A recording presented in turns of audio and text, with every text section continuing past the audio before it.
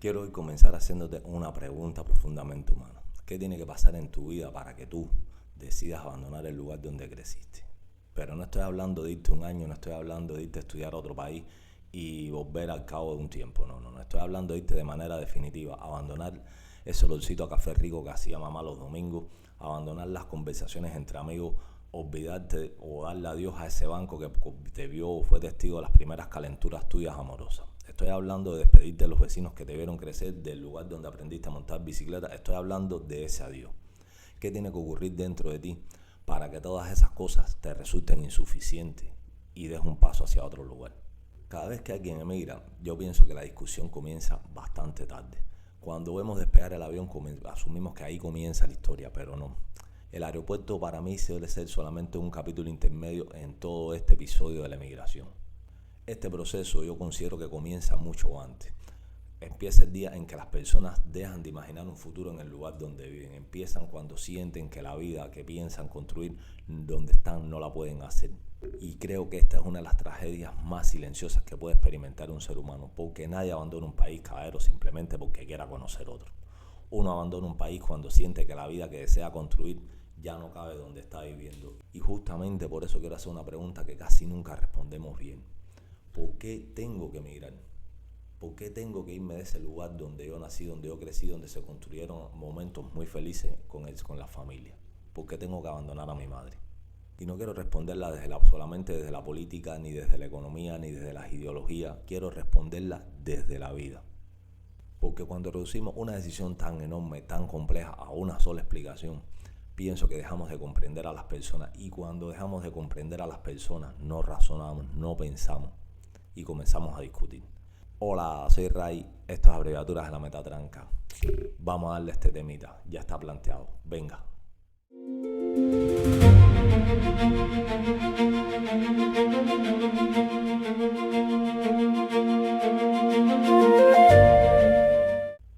Hay una imagen que se repite casi todos los días en los últimos tiempos en Cuba. Un aeropuerto, una maleta, un abrazo que se extiende en el tiempo, una madre intentando sonreír para que el hijo no la vea llorar, o a veces se demandan y empiezan a llorar, un padre diciendo escríbeme por WhatsApp cuando llegue, y después un silencio de esos abrumadores, un silencio que implica que va a haber un cambio radical en las vidas de esas personas que están ahí en un aeropuerto despidiéndose. Todos creemos que la emigración ocurre en ese preciso momento donde están las despedidas en el aeropuerto. Y yo pienso que no es así. Esa despedida, ese avión despegó hace meses, incluso hace años. Porque vamos a estar claros, nadie comienza o toma una decisión tan radical de la noche a la mañana. Que eso nunca ocurre así. Nadie dice voy a abandonar mi país y pum y se va. Eso casi nunca sucede. Las grandes decisiones humanas funcionan de otra manera. Son como las grietas en una pared. Al principio parecen insignificantes, un pequeñito problema por aquí, después otro por allá, después luego otro, y pasa el tiempo y tú te das cuenta que la casa está en pie aún, pero no te sientes seguro dentro de ella. Con las personas ocurre exactamente igual. No abandonamos una vida porque tuvimos un terremoto, no, a veces nos levantamos sobre los problemas y reconstruimos ahí mismo. Lo que pasa es que cuando emigramos, abandonamos por acumulación aquellas pequeñas fracturas. Y creo que ahí está el primer gran error que cometemos cuando hablamos de emigración. Nos enfocamos en una sola causa como si existiera una sola causa. Para que entiendan mejor el asunto, visualiza a Laura, una joven de 26 años que acaba de graduarse, le gusta su profesión, tiene amigos, quiere enamorarse. De hecho, hay un chiquillo dándole vuelta por ahí. Sueña con tener hijos algún día. Nunca imaginó que su vida fuera lejos de Cuba. De hecho, cada vez que alguien le hablaba de emigrar en su etapa de estudiante decía, no, yo no me voy. Pero un día llega el primer golpe. El salario no alcanza, después llega otro golpe, su mejor amiga se marchó. Meses más tarde se va otro compañero a la universidad, después un primo, luego un vecino, y así sucesivamente la conversación y su posición ante la vida y su postura ante Cuba comienza a cambiar. Antes hablaban de proyectos, ahora están hablando de pasaporte, están hablando de ley de memoria democrática, están hablando de buscarse una beca en el exterior, están hablando de cómo salir de este país que ya no aguantan más. Antes preguntaban, ¿qué vas a hacer cuando termines la carrera? Ahora preguntan, ¿ya tienes visa? Y sin darse cuenta, de manera silenciosa, Laura empieza a hacer algo que nunca había hecho. Empieza a imaginarse viviendo en otro país. Fíjate bien, todavía no ha comprado un boleto, todavía no ha hecho las maletas, Pero la emigración ya comenzó, porque comenzó donde siempre comienzan las grandes decisiones, en la imaginación. En el caso cubano, este tema es muy sensible y muy complejo, porque cuando escuchamos hablar de migración se limita el asunto a emigra por economía, emigra por temas políticos, y aparece un tercero que te dice, no, está emigrando porque aquí no hay futuro, esto está en candela. Y lo curioso es que todos hablan como si tuvieran la respuesta definitiva, con una firmeza y una convicción tremenda, y en parte la tienen, pero no tienen toda la razón. Porque vuelvo y repito, no funcionamos de manera tan simple. Piense un momento, ¿por qué alguien se divorcia? Fue por una discusión, fue por falta de comunicación, fue por que la economía familiar no da, porque el hombre no aporta o la mujer no aporta lo que tiene que aportar, fue por una infidelidad. La respuesta suele ser un poquito incómoda, pero es la acumulación de todo eso al mismo tiempo. Las grandes decisiones humanas casi nunca tienen una sola causa, son el resultado de muchas pequeñas razones que un día terminan pesando más que el miedo al cambio. Con la emigración ocurre exactamente igual. Reducirlo únicamente a la política es simplificar esa realidad tan compleja. Reducirlo únicamente a la economía también, estamos en la misma situación. Si la limitamos únicamente a la búsqueda de libertad o al consumo, hace exactamente el mismo daño, porque deja fuera a las personas. Las personas son entes muy complejos, son seres sociales, elementos históricos, están condicionados por un conjunto de factores sociales que lo tipifican y lo caracterizan. Nosotros como personas somos mucho más complejos que nuestras consignas. Hace poco leí un estudio sobre migraciones y decían algo interesante, y que es un fenómeno multifactorial. A veces las personas pensamos que es únicamente debido a la política o a la economía o a que no tenemos libertad de expresión, etc. Pero es un fenómeno muy complejo. Suena complicado, pero en realidad significa algo muy sencillo. Significa que las personas no emigran por una sola razón. Cada uno arma un rompecabezas diferente. Hay quien se marcha porque quiere ejercer la profesión que estudió fuera. Hay quien quiere fundar una empresa. Hay quien busca estabilidad para formar una familia. Hay quien quiere investigar. Hay quienes simplemente quieren dormir tranquilo pensando en un mañana sin tener un problema de una guerra, un bombazo, un acto terrorista en sus casas. Todos emigran, pero ninguno busca exactamente lo mismo. Las necesidades, los deseos, los proyectos de vida de las personas son individuales, más allá de que se construyan en un seno colectivo. Y creo que cambiar la perspectiva en la visión de este asunto puede cambiar mucho el enfoque que tenemos en torno a la emigración, a los tabúes que rodean el proceso migratorio. Y esto nos lleva de la pregunta a cuál es la causa de la emigración a una pregunta mucho más interesante y que a veces no nos hacemos. ¿Cuáles son aquellas condiciones que tienen que acumularse para que una persona llegue a la conclusión de que tiene que empezar desde cero en otro lugar? Y créanme, esa pregunta a mí me parece que sí vale la pena pensar. Hasta ahora hemos hablado de las personas, sucintamente, brevemente, pero estamos hablando de las personas. Pero tenemos que enfocarnos en la realidad que los rodea. Tenemos que hablar del país donde están ellos circunscritos. Porque nadie toma una decisión tan importante en un vacío existencial. Las personas toman esas decisiones, pero condicionadas por otros factores que están ahí incidiendo sobre ellas. Y si nos metemos dentro de Cuba, les puedo asegurar que la historia, sobre todo la más reciente, es extraordinariamente compleja. Por eso me preocupa cuando alguien intenta responder una pregunta tan difícil con una respuesta tan simple. No, la gente se va por culpa del embargo, del bloqueo, como quieran decirle. No, la gente se va porque aquí no tiene condiciones de vida. No, la gente se va por culpa del gobierno. No, la gente se va porque quiere consumir más. No, la gente se va. Y lo dejan ahí. Cada una de esas frases tiene una parte de verdad. Estamos claros ahí, ¿no? Pero ninguna alcanza por sí sola para explicar por qué en 2 años casi más de 1 millón, más de 1 millón y pico largo de cubanos han ido hacia otras latitudes. La realidad suele ser bastante rica, bastante compleja. De hecho, en muchas ocasiones comprenderla resulta bastante incómodo, pero hay que pensarla con calma, porque no queremos discutir el asunto. Este es un tema muy complejo y muy sensible en Cuba hoy en día, el asunto de la emigración y todas las causas que la rodean. Pero no quiero que discutamos, debatamos, nos ataquemos. Lo que quiero es que pensemos en conjunto. Para ello nos vamos a entrar en condicionantes sociales que nos permitan comprenderla mejor. Empecemos por la arista más visible, que es la economía. Aquellos elementos, aquellos bienes materiales que nos permiten subsistir. Hay una pregunta que cualquier persona se hace, vive en China, en Japón, en Argentina, en Turquía, en Brasil, donde viva. Y es la siguiente: ¿mi trabajo me permite construir un futuro donde estoy? No hablo solamente de sobrevivir. Sobrevivir es lo mínimo. Estamos hablando de construir una vida que significa independizarse, ahorrar, formar una familia, comprar una casa algún día, pensar en el futuro con relativa tranquilidad. Y aquí aparece uno de los grandes desafíos que hoy tiene Cuba. Durante los últimos años, el país, todos sabemos que ha atravesado una de las crisis económicas más profundas desde el llamado periodo especial. La inflación ha reducido el poder adquisitivo de los salarios, la escasez de alimentos, la escasez de medicamentos, la ausencia de combustible ha afectado toda la cotidianidad de los cubanos. Los apagones se han vuelto parte del paisaje, no, el paisaje se ha vuelto parte de los apagones. Aquí la gente ya no ve la luz pasar durante 30 o 40 horas. Las empresas, sobre todo las estatales, suelen producir menos, otras han cerrado. Miles de jóvenes que terminan una carrera universitaria preguntándose si el esfuerzo que han invertido podrá traducirse en una vida estable. Cuando eso ocurre durante demasiado tiempo, aparece algo muy peligroso y no es precisamente la pobreza, es la incertidumbre. Porque el ser humano puede soportar enormes sacrificios, pero lo soporta cuando sabe hacia dónde camina. Pero lo difícil es caminar cuando no se sabe hacia dónde se va. Por otra parte, estamos dentro de un conflicto que lleva más de 60 años gestándose. Si queremos ser honestos intelectualmente, tampoco podemos analizar la economía cubana como si se existiera aislada del mundo. Cuba está contextualizada, está insertada en un sistema de relaciones sociales de producción y no escapamos a ella. No hay vías, no hay maneras, ni de hecho ningún país escapa a ella. Y ocurre que desde el principio de los años 60, Cuba y Estados Unidos han tenido un conflicto histórico. Y ese conflicto ha dado lugar a un amplio conjunto de sanciones económicas y financieras que nadie lo puede negar y que desde Cuba se llama bloqueo, desde Estados Unidos se llama embargo, pero el caso es que están ahí. Más allá del nombre que uno quiera utilizar, lo más importante aquí no es la palabra, lo importante son los efectos que tienen, que son devastadores para la sociedad cubana.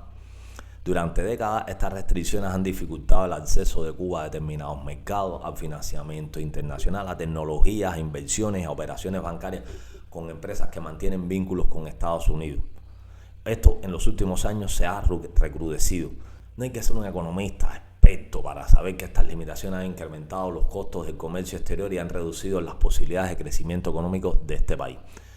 Negar ese impacto sería desconocer una parte importante de esta realidad, pero detener el análisis ahí también es insuficiente, porque la realidad cubana no puede entenderse únicamente mirando hacia Washington, no, la culpa es de Estados Unidos, no. También tenemos que mirar hacia La Habana. Cuando miramos hacia adentro, cuando nos enfocamos en La Habana, vemos que hay problemas estructurales que ya nos han alertado varios expertos sobre ellos, que están ahí independientemente del bloqueo y que aún no se solucionan. Por ello, aún persiste. Hay baja productividad. Escasea la diversificación de la economía. Dependemos totalmente de las importaciones. En Cuba no se produce, caballero. La burocracia nos tiene aterrizados por otro lado. Las dificultades para que pequeñas y medianas empresas puedan desarrollarse plenamente, puedan despegar de una buena vez, es tremenda. Hay lentitud en la implementación de las reformas económicas que tomamos. Fíjense, estamos en 2026 y en 2011 se llevó a consenso un conjunto de lineamientos que se debatió con el pueblo y aún en pleno 2026, 15 años después, no se han implementado. Por otra parte, existe la pérdida de eficiencia de numerosas empresas estatales. La disminución de la producción agrícola es tremenda por el éxodo que hay de las personas del campo hacia las ciudades. Todos estos factores pesan sobre la vida de la cotidiana, sobre las personas que están ahí decidiendo emigrar. Y lo más probable es que las mayores dificultades sea que unos problemas terminan alimentando a otros. Si le sumas a ello que las sanciones externas hacen extremadamente difícil el desarrollo, por otra parte las ineficiencias internas reducen la capacidad para responder a esas dificultades, es como intentar remar con una mano mientras estás tratando de sacar el agua del bote con otra. A mí me parece, desde mi modesta opinión, que no basta con señalar cuál de estos dos problemas apareció primero. No es el cuento de la gallina y el huevo. Ambos terminan afectando al mismo pasajero. Es lo que me preocupa a mí, que es el ser humano, como usted o como yo, es el cubano de a pie. Hay algo que en mi humilde opinión resulta todavía más delicado aún. Y es que todas estas situaciones, sumadas a otras que voy a comentar a continuación, conducen a algo, a la pérdida de la confianza. Toda sociedad necesita creer que sus instituciones funcionan, todas. No porque sean perfectas, porque vamos a estar claros, eso no ocurre ni en Suiza, eso no ocurre en ningún lado del mundo. No hay institución perfecta, todo tiene su grado de error. Pero nosotros los ciudadanos tenemos que tener aquella creencia de que los que nos dirigen lo están haciendo bien o funcionan medianamente bien. Lo hacen pensando en el bien común. Desgraciadamente, en los últimos años en Cuba, los que estamos aquí, los que están allá, hemos atestiguado casos de corrupción en las altas esferas políticas. Es cierto que las autoridades han sancionado a todos los implicados, a todos los que han descubierto, a todos los que se han permitido ser descubiertos. Está bien. Pero para muchos ciudadanos cubanos esta noticia genera cierta sensación que no pueden ignorar. Porque cuando una familia hace enormes sacrificios por salir adelante, por mantener las conquistas, la revolución y al mismo tiempo conoce de que el que está dirigiendo su país, del que está decidiendo en su economía familiar, está cometiendo un caso de corrupción o algo ilícito, eso es una pregunta inevitable. ¿Las reglas son iguales para todos? Y cuando esa pregunta empieza a repetirse a partir de las narrativas de sectores adversos al gobierno cubano, cuando ese discurso comienza a propagarse en la sociedad, la confianza comienza a desgastarse. Ya no es solamente un problema jurídico, se convierte en un problema de orden moral. Porque las instituciones no solamente se sostienen con leyes, también se sostienen con credibilidad. Y cuando la credibilidad, como consecuencia de todos esos casos ilícitos que se han dado en los últimos tiempos, disminuye, también disminuye la disposición de las personas a seguir creyendo, a seguir apostando por un proyecto de vida socialista. Y esto conduce a otro caso muy delicado, y es que cuando hablamos de economía a veces no lo utilizamos mucho, pero yo pienso que es medular y de hecho es el horizonte de todo el proyecto económico, y es la esperanza. La esperanza es uno de los recursos más importantes que tiene que tener cualquier sociedad para sobrevivir, para poder existir, para poder moverse hacia un futuro mejor.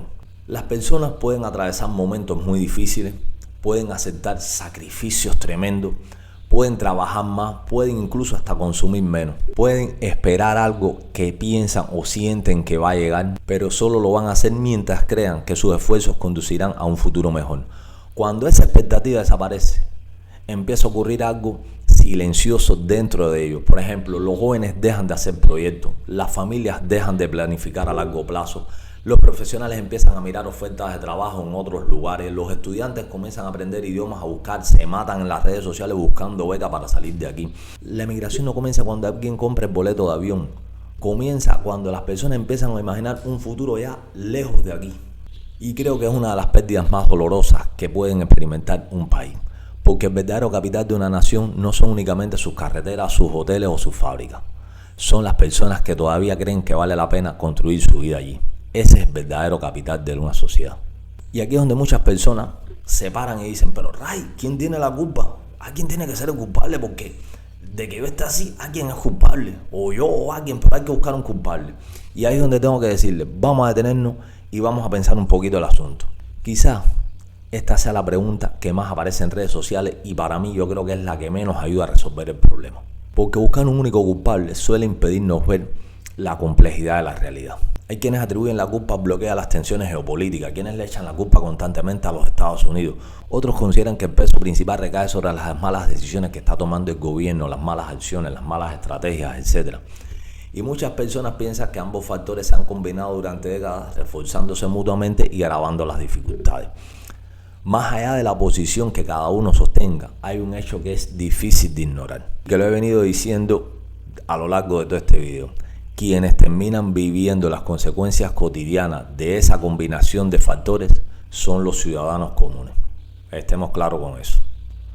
Y cuando las dificultades económicas, la incertidumbre, la pérdida de confianza y la sensación de estancamiento se prolongan durante años, caballeros, las personas empiezan a hacerse una pregunta profundamente humana y compleja. ¿Dónde puedo construir la vida que deseo? Es lógico, yo quiero sobrevivir, quiero tener un sueño, quiero construir mi proyecto de vida, quiero tener una familia segura, quiero tener felicidad, quiero desarrollarme. Las personas se preguntan eso, ¿dónde puedo construir esa vida que yo deseo, que yo anhelo, que he soñado, que me han preparado para ello? Esa pregunta no nace del egoísmo, nace de la necesidad, nacen de las ausencias materiales, existenciales, espirituales que tenemos. Y quizás por eso deberíamos escucharla con menos prejuicio y con más disposición a comprenderla. Para que comprendas esto mejor, quiero llevarte al siguiente punto. Yo pienso que la decisión más difícil no es emigrar. Yo pienso que lo más difícil es saber por qué lo hacemos. Después de todo lo que hemos hablado, hay quien va a pensar o alguien está esperando, ahí está la expectativa, pasando por esta situación de que sí, emigra. Ya yo tengo un video sobre eso. que lo está aquí en el canal, vayan a verlo. Las personas van a estar pensando, sí, emigra, y están esperando, sí, dime que emigre. O están quienes están esperando, están aquellos que esperan que diga, no, hay que quedarse. Pero creo que cualquiera de esas respuestas sería demasiado fácil o demasiado simplificada. Y yo pienso que las decisiones importantes nunca, pero nunca merecen una respuesta fácil. Porque emigrar no es un destino. Emigrar es una herramienta. Y las herramientas pueden construir una casa o pueden destruirla. Todo depende de para qué tú lo utilices. Por eso, más que darte una respuesta, quiero proponerte un pequeño ejercicio y acompáñame en él, por favor. Si hoy estás pensando en emigrar, hazte estas 4 preguntas. No para convencerte, sino para conocerte mejor. Primera pregunta que quiero que te hagas es la siguiente, simple. ¿Estoy huyendo de algo o estoy camino hacia construir algo? Parece la misma cosa, pero no lo es. Hay personas que miran porque tienen proyectos de vida, porque quieren especializarse, porque quieren crear una empresa, porque quieren investigar por millones de razones. Quieren ofrecerle otra vida a sus hijos, quieren aprender un idioma, lo que sea. Te diría que en ese caso la emigración tiene una dirección. Pero también existen personas que miran únicamente porque necesitan escapar, y escapar puede ser necesario. A veces las condiciones de vida de tu país no te aportan lo mejor o no sacan lo mejor de ti. Y huir está bien, pero escapar nunca responde a una pregunta. Solo nos aleja temporalmente de ella, porque tarde o temprano esa pregunta va a volver a aparecer en nuestras vidas. Si hoy no sabes hacia dónde ir, ningún país podrá responder a esa pregunta por ti. Segunda pregunta, ¿qué problema estoy intentando resolver? Háztela, por favor, porque esta probablemente sea la más importante.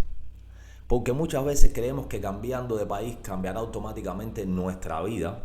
Ustedes, los emigrantes, saben bien de lo que estoy hablando. A veces vamos para allá y decimos, he hecho una revolución o voy a hacer una revolución radical en el lugar donde llegue, voy a crecer, los sueños míos se van a cumplir.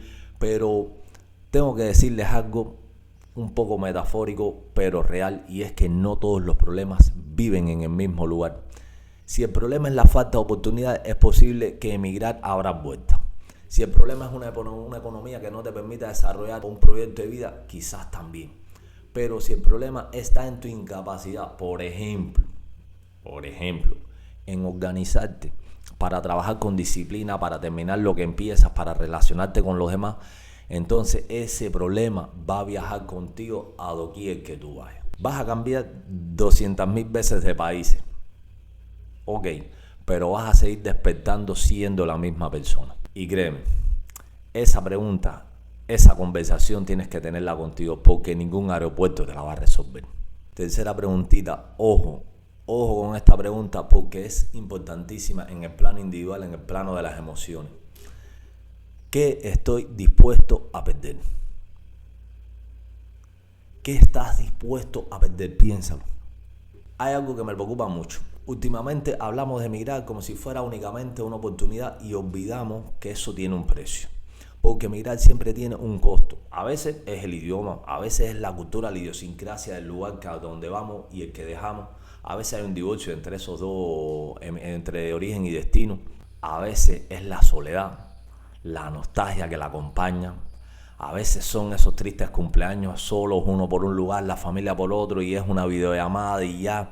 A veces es la demora en esos abrazos que llegan, esos reencuentros que demoran con esos seres queridos, los padres que envejecen mientras tú aprendes otro acento.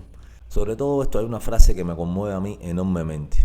Uno nunca termina de irse del país donde dejó a quienes ama. Y creo que eso es verdad, porque emigrar no consiste solamente en cambiar de geografía, consiste en vivir con muchas ausencias, caballero. Consiste en vivir con muchas necesidades emocionales, con muchas faltas de afecto de personas que nos han acompañado durante toda nuestra vida. Y entonces me parece peligroso romantizar la emigración, como también me parece injusto demonizarla. Y yo pienso que las dos cosas ocultan la realidad. La emigración es un proceso que duele mucho, y sobre todo en un caso cubano, con todo lo que tenemos nosotros concebido como familia, unidad, apego, afecto, todas esas cosas. Pero al mismo tiempo puede abrir muchísimas posibilidades a las personas. Por tanto, hay que hacer confluir estas dos afirmaciones, porque ambas tienen algo de razón. Y una cuarta pregunta que quiero que te hagas. ¿Qué vida quiero construir? Importantísima. Importantísima porque esto va a definir el proyecto de vida y va a matizar los pasos que tú des en pos de ello. Estamos ante un asunto que no se refiere a qué país quiero llegar o a qué país quiero ir, sino qué tipo de persona quiero llegar a ser. Fíjense, ¿qué yo quiero llegar a ser? La respuesta a esta pregunta cambia completamente la decisión. Imagina dos personas que viajan exactamente al mismo lugar. Una quiere enriquecerse a cualquier precio, la otra quiere aprender, crecer y regresar algún día con nuevos conocimientos. Es como el mito de la caverna, salir, ver la luz y volver. Los dos emigraron, pero moralmente emprendieron viajes completamente distintos. El país de destino era el mismo, el proyecto de vida no era el mismo. Y ahí comprendí algo que a mí me parece sublime. Las personas no emigran buscando solamente un mejor salario, también buscan una vida que puedan llamar propia. Una vida donde sus decisiones tengan consecuencias, donde el esfuerzo que ellos hagan produzca resultados, donde el futuro deje de parecer una palabra vacía, donde los sueños, las ilusiones, los anhelos no sean unas utopías. Entonces, ¿cuál es la respuesta correcta? Quiero leerlo en los comentarios. ¿Cuál es la respuesta que ustedes consideran correcta? Pero antes tengo que decirles que esa respuesta correcta, desde mi modesto punto de vista, no existe. Y eso quizás sea lo más difícil de aceptar por todos nosotros. Hay personas que encontrarán plenitud de vida quedándose aquí. Hay otras personas que tendrán que marcharse para descubrir quiénes son. Y ambas decisiones pueden ser profundamente valiosas. Lo importante no es el lugar donde tú vivas o donde tú escojas vivir. Lo importante es que la decisión nazca de la libertad. No del miedo, no de la culpa, no de la desesperación, porque cuando una persona decide únicamente desde el miedo, termina entregándole el timón de su vida precisamente a aquello de lo que intenta escapar. Y yo pienso que vivir así no es realmente vivir. Quiero remitirme a otro elemento. Durante años hemos discutido cómo evitar que la gente se vaya. Yo pienso que la pregunta más adecuada para este asunto es ¿qué tendría que cambiar para que quedarse volviera a ser una decisión libre? Porque una sociedad que es verdaderamente sana no obliga a sus ciudadanos a quedarse dentro de ella, no los amenaza con ideología, no los adoctrina, no crea ataduras que impidan que esas personas vayan hacia otros lares. Una sociedad sana ofrece razones para quedarse en ella, ofrece oportunidades, le da confianza, estructura instituciones que funcionen, crea espacios donde el mérito tenga valor, le da una economía capaz de premiar el esfuerzo, le da posibilidad a las personas de equivocarse y volver a empezar sin juicios previos. En otras palabras, una sociedad sana construye horizontes. Porque ningún ser humano puede vivir mucho tiempo sin horizonte. Y aquí aparece algo que a mí me parece profundamente importante. Los emigrantes no son un problema que haya que resolver. Para nada. Los emigrantes son personas y siguen siendo parte de la nación. Un país no termina donde termina su frontera. También existe allí donde vive su gente. Ya sea en Madrid, ya sea en Montevideo, ya sea en Miami, ya sea en Ciudad de México, en Berlín. En cualquier lugar del mundo donde alguien siga diciendo soy cubano, ahí está Cuba. Por eso quizás deberíamos dejar de pensar en la emigración como una pérdida, porque si miramos a los países, la emigración es un fenómeno normal, es un proceso de me voy hacia un lugar donde las condiciones de vida estén mejores, es un proceso histórico humano. Cuando se acabó la comida y el alimento aquí, me mudé hacia acá y no pasa nada. Por tanto, nosotros tenemos que mirar alrededor y aprender a convertir esa diáspora en mayores fortalezas. Tenemos que buscar o rescatar que los profesionales compartan conocimientos, que los empresarios inviertan, que los investigadores que están en otras latitudes colaboren. Artistas que llevan consigo una parte de la cultura que los formó. Todo eso tenemos que rescatarlo. Cuando un país rompe el vínculo con quienes se fueron, pierde mucho más que una población. Pierde la memoria, pierde experiencia, pierde capital humano, pierde el afecto. Quizás el desafío no sea impedir que las personas crucen una frontera. Quizás ese no sea el gran reto que tenemos como cubanos.